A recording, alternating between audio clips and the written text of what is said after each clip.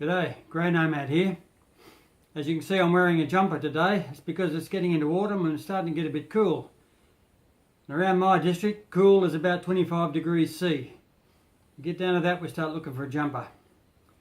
Anyhow, I've got a new tool today, so I thought we might do a bit of an unboxing together and have a look at it.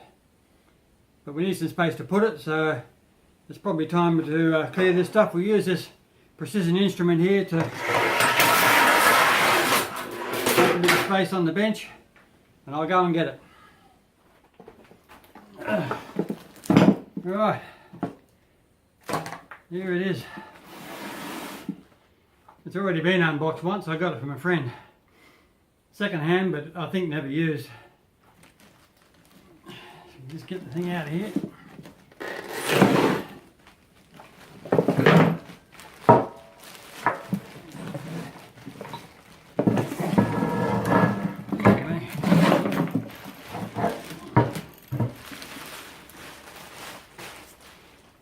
Oh, there it is.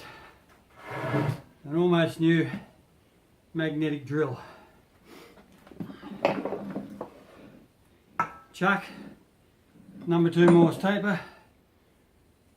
Don't know what that is. Looks like a Morse taper converter. Couple of handles. There's a little wedge to knock your Morse taper out. Chuck key. User manual. Don't need that. Pretty neat gadgets. I've wanted one of these for about 20 years when I was started drilling the holes in the chassis in the truck. I did it all by hand and nearly ripped my arms off. I've done quite a few since and had the same problem. Hopefully this little baby will help. Now he bought it. He's a lot older than me. He bought it, and I think he just decided he couldn't really handle things anymore in this kind of game, making stuff and with steel and whatever. And when you look at the weight of this, probably 20 kilos. I think he just decided it was too much for him, and I mentioned, he knows what I get into. He's been around here a few times and he just offered it to me for a good price. It's called a Baumer AG, which implies it's German, but I wouldn't bet on it.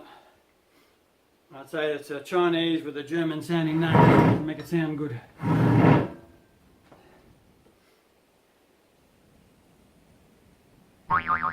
Yeah.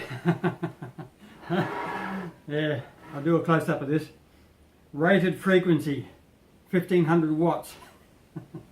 I think the Germans would know that you don't measure frequency in watts. So I suspect this really is Chinese, but for the sort of work I'll do, which, be frequent sort of, but not industrial, not commercial use, I think it'll be okay. So we'll put it together and we'll give it a try.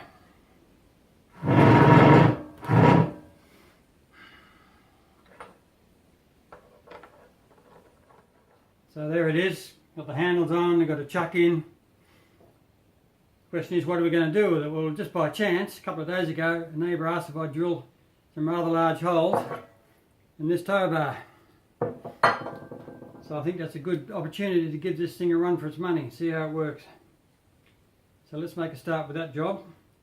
First thing to do is put one mark on there. I have to transcribe that mark to the other side. Then we'll drill a couple of pilot holes and then we'll give it a try with the big boy.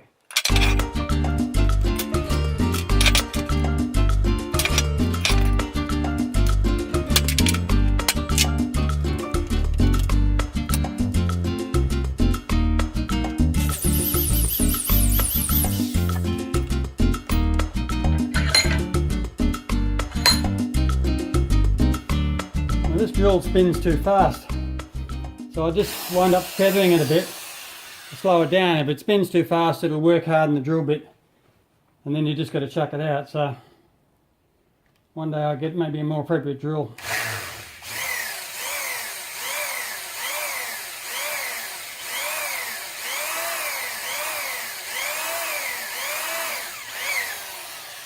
Right, there's our pilot holes. They have to be large. That size of that hole has to be larger than what they call the web of the big drill. I don't know if it is yet, but I think it'll be right, so we'll give it a try.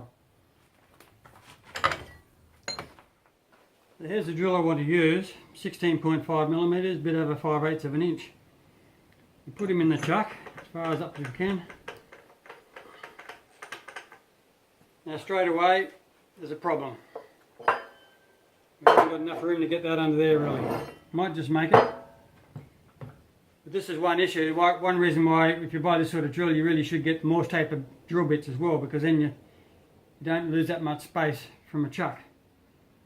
But we'll work with what we've got and see how it goes. So we just lucked out there by putting the tow hitch just over the bench. I've got just enough space to get this lined up, so we do that. We flick a switch on the side here. Now that's magnetically connected to my workbench. Put a dollop of oil on him.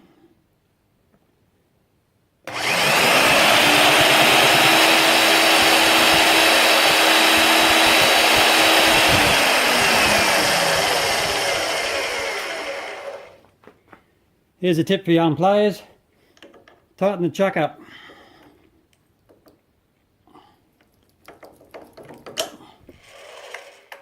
Do all three of them. Ooh.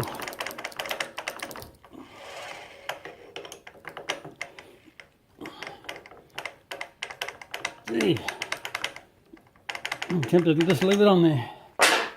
Right, let's try again.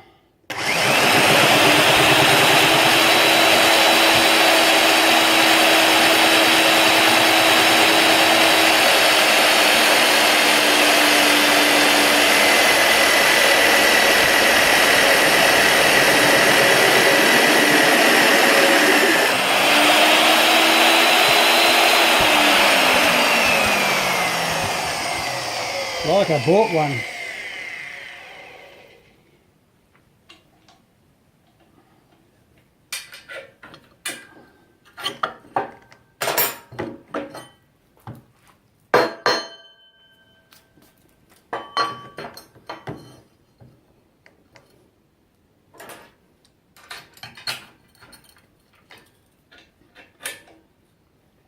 Now I only have to clamp it on one side because the drill's twisting that way.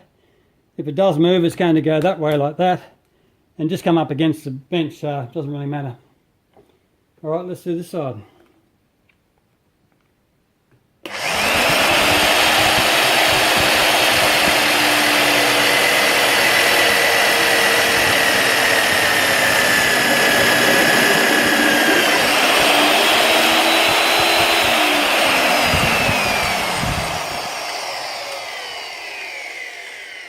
So there we have it. We'll deburr those, probably with a countersink tool, and we're pretty much done. So what's the verdict? Well, in the old days, i.e. yesterday, I would have had to drill a pilot hole, then probably a 6mm hole, and then maybe a 10 or 12, and then a 12 or 13 or 14, and then finally a 16.5. And when I got to the larger ones, as it started to break through, I probably would have grabbed if I wasn't paying attention and ripped my bloody arms off. As you just saw there, quick pilot hole, and this thing went through it like a dose of salts. So I don't think you've got to be Einstein to figure out that they're worth the money. What you really should have with these is, rather than using normal drills, is get some proper broach cutters. And as I mentioned before, get also some drills with Morse taper shanks on them, because that's what they're really designed for. But this is a nice thing that I can play with for the moment until I can afford to get the other bits. So, despite it being made in China, it's drilled, as far as I know, at least 2 holes without breaking. So we'll just give it some time and see how it works out. Meanwhile, Grey Nomad out.